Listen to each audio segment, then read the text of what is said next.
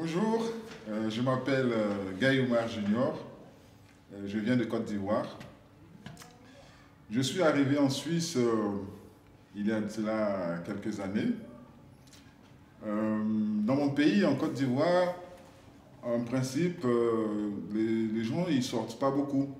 C'est-à-dire que dans le temps, il n'y avait pas de situation politique difficile.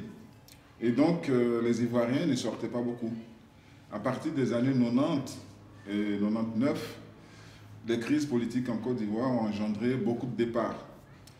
Et en cette année-là, moi, je venais de finir ma maîtrise de lettres modernes.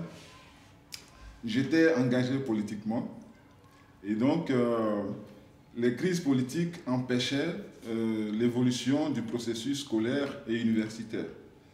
Et moi, étant engagé aussi politiquement, j'ai dû partir de la Côte d'Ivoire, mais j'ai fait un diplôme, je me suis inscrit pour un diplôme post-grade en droit de l'homme et droit à l'éducation à Genève. Et quand je suis arrivé à Genève, j'ai donc fait ce diplôme que j'ai obtenu, mais non sans difficulté parce que c'est vrai que quand on est africain en général, et qu'on vient dans un pays occidental, surtout en Europe, on a des préjugés. Et ces préjugés-là, c'est par exemple que la vie est plus facile en Europe, on gagne beaucoup d'argent en Europe. Mais quand je suis arrivé ici, j'ai compris que tout ça n'était que nuage. Et il fallait vraiment faire face aux réalités de la vie. Quand je faisais mon diplôme post-grade, j'ai rencontré une femme. Et cette femme est devenue ma femme puisqu'on s'est mariés. Mais la situation était telle que il fallait forcément passer par le mariage pour avoir une tranquillité, pour pouvoir poursuivre ses études tranquillement, pour pouvoir vivre tranquillement.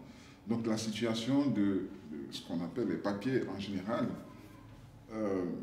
je pense, était quand même une grande difficulté. Une grande difficulté. Heureusement pour moi, que voilà, j'ai pu rencontrer cette femme que j'aimais, qui m'aimait, et puis nous nous sommes mariés.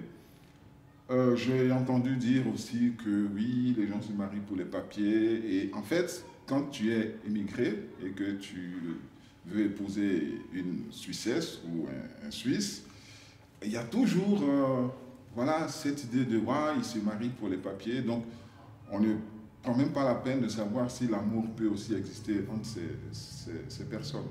J'ai connu quelques difficultés avec la police.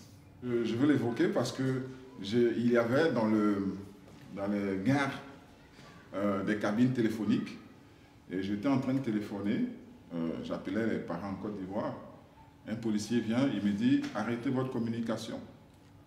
Il était en civil, au départ je n'ai pas su si c'était un policier, mais pourquoi? Vous ne posez pas de questions, vous arrêtez la communication. Et après il sort son badge police. Ok, bah, je peux laisser la communication, vous me posez la question que vous voulez, je réponds. Non, non, vous interrompez la communication et paf, il interrompt la communication. Je lui dis, qu'est-ce qui se passe? Vos papiers. Alors, je sors mes papiers, je lui montre mes papiers, il regarde.